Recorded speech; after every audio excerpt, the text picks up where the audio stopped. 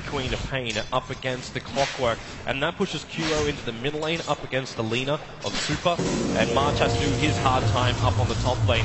Okay, also I want to look at Hal. Let's talk more about the Morphling while we've got some time. They can be a little bit more passive in the early laning phase. What is Hal meant to build? What is his timing? And what's really the objective of this Morphling? Generally, the two core builds for Morphling are either a very combat-oriented build with an early Manta, or it's the classic Link experience to E-Blade build-up, which also got nerfed as E-Blade was changed to a projectile, so Morphling got hit like twice as hard. I think in this game, the E-Blade is extremely powerful for their team just because of how much magic damage the other heroes also have.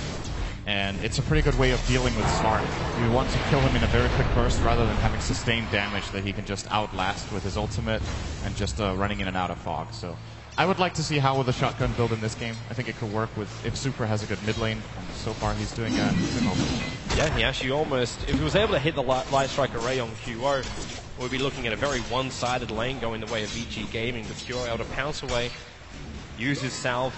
And once he's level 6, QO won't really care as much about this harassment coming out from Super, because he'll just move out of vision, heal up, and then come back and do it all over again. The Laguna Blade is the only thing he'd have to be slightly concerned about.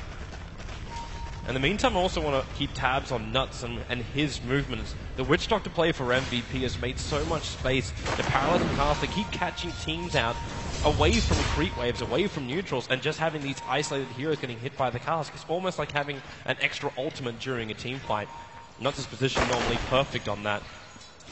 This game, it's going to be hard for him, though, because I think the way VG Gaming's lineup is set up, it makes it a lot less likely to find those incredible casks. Morphling can just dodge it. I think March is dead. March should really be dead right now. He is in a lot of trouble here.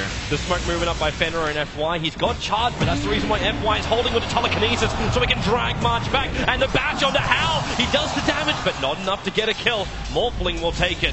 And VG Gaming off to a good start on their Morphling.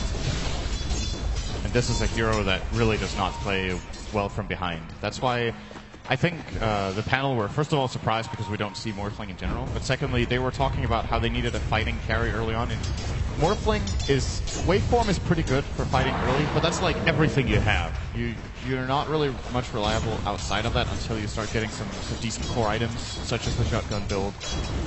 So it's very important that Hal gets his farming speed increased here, so that he can play out the game plan for VG. Yeah.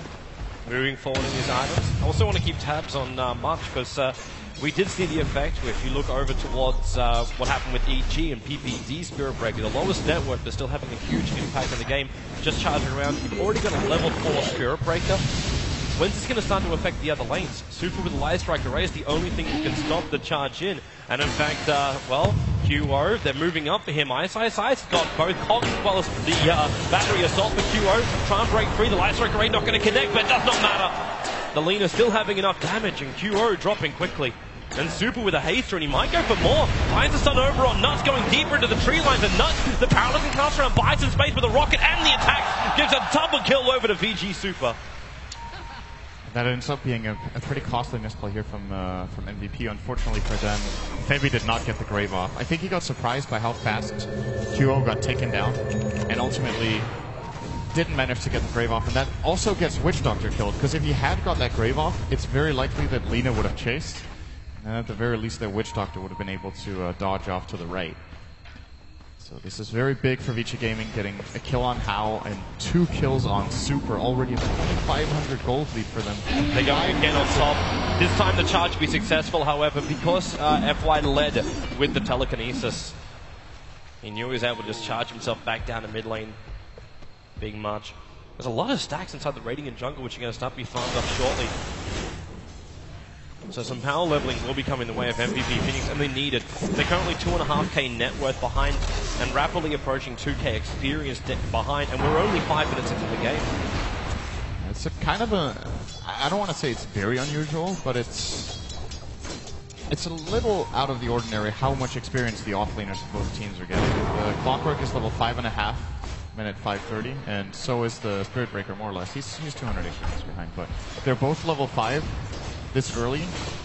It makes for a very explosive game when you have two team fight off-laners, such as Clockwork and Spirit Breaker. March in trouble again. He should be dead right now. He try and turn for a charge through three of them, and that's exactly what he's going to do. Maybe the Shallow Grave will be up, and March, just get away from VG Gaming or else you will die. The Sonic Wave, in comes KP! While the Spirit Breaker may die, there'll be a double return as the attack flies up and kills off FY. The Morphling just decided to TP himself back out to base. Got a good rotation in from the Queen of Pain, and finally MVP Phoenix get themselves off the mark. How just waited so long? I think they could have waited for him to kill the Spirit Breaker before the Grave even came off. He wanted to be sure to get the last hit. It's understandable when you're playing the Morphling in this position that you want to be greedy and secure the kill.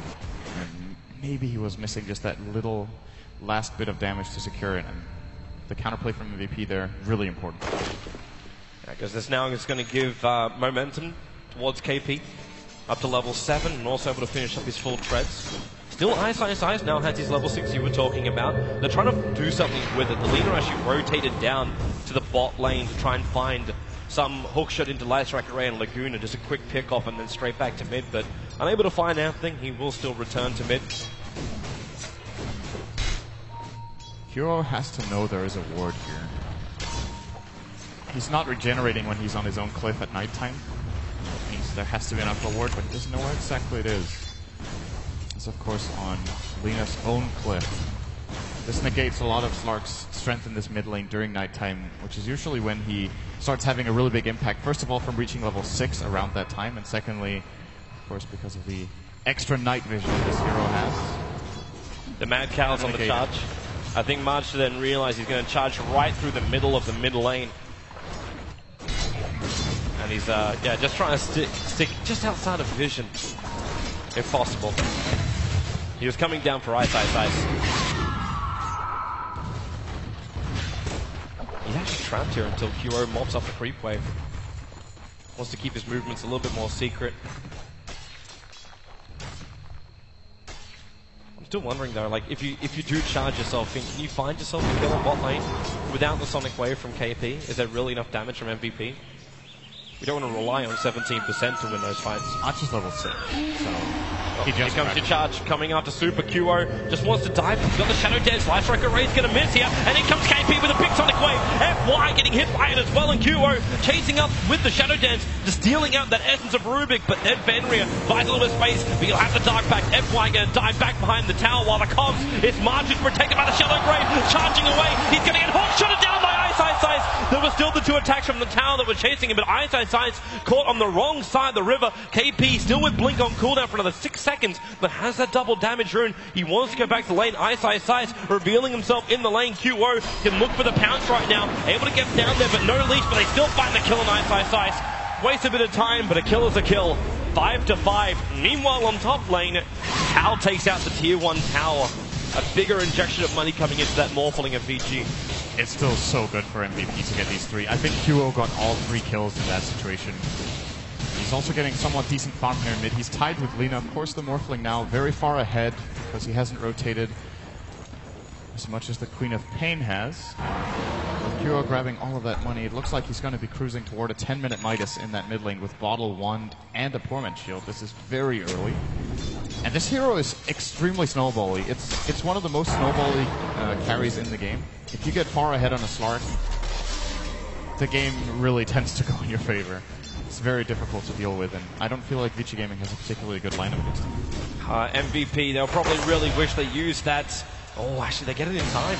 They lose their own Observer Ward, but they needed to use the Sentry or the Tango or Febby to get rid of that Obs before. The Super came down with the Sentry, and the War Battle blend with just 1 Sentry Ward remaining for the Radiant side.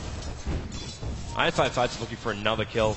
So he's moved off that bottom lane, searching for an opening. 10-minute rune's going to be there too, an Invis rune for him. But he'll actually leave it with FY, so they can also move the Rubik up.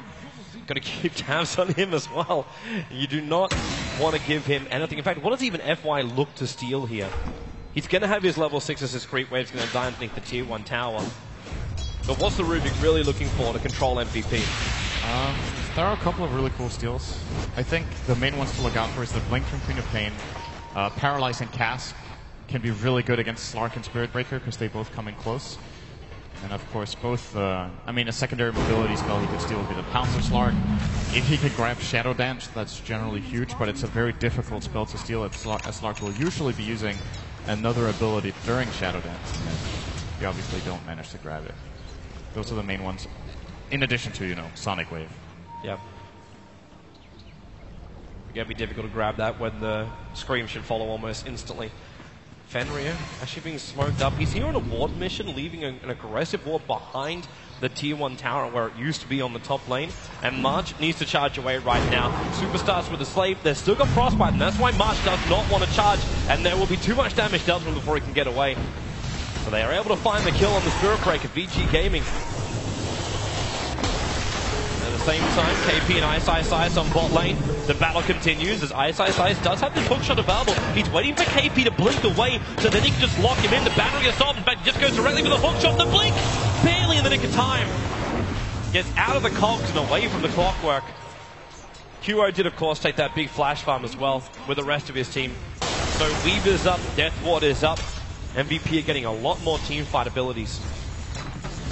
It's always interesting to see when Clock comes in close on a hero with mobility spells like Leap of Mirana, Blinks, to see how he plays it out. And Ice slightly overestimating his damage there. If he hooks just 1 second later, probably finds that kill, but then it's possible KP is just Blink behind the creep wave. You need to assess when you have the opportunity. If nothing else, he forced him back to base, as he should know. There's pretty much nothing on the quad remaining as far as health goes, so he's almost going to secure his Blade Mail from this aggressive play. That's pretty early with Tranquil's minute 12. The sad thing is for VG Gaming, they thought they would probably buy some space by sending that Queen of Pain back. But you've got a Haste Rune over on this Slug who's searching for a kill. Now, How was the best one he wants to go for, but they also noticed too that the Replicate was moving out. The smoke didn't break. That's why they know it's either a Replicate or an Illusion. And considering they picked up a Haste Rune, they're going to know it's a Replicate. But they're going to go deeper, as far deep in as they can. The lean is there, but there's no real ward. They've only just planted down a new one, so the only other choice they've got is to come in behind this tier 1 tower, where they'll find, in fact, both CM as well as Rubik walking into MVP. Fenrir, real trouble. They actually commit the Death Ward. The charge started on FY. Heavy commitment from MVP. They must have thought there'll be more coming, but QO wants to keep going. Back in behind the tower. In comes your charge. QO jumps in, gets that leech, and now FY being bashed around. 2 kills for MVP. They still got what they came for. The Slark pick is so good in this game because VG supports are completely outmatched by this hero. They don't have any defensive abilities, they don't have any mobility whatsoever. So the moment QO comes in close, if he gets the pounce on Rubik or CM, they're dead. There's no counterplay until they get a Ghost Scepter, which is super far away for both of them. In the words of Shiva, they're just so squishy on VG Gaming. This is the reason why we were thinking, like, even something like a Spectre would just be able to just pop in. The Lina, the CM, the Rubik would just take so much damage early on, but when you've got QA that keeps charging around, speaking of that, March going to have a move up towards Hal.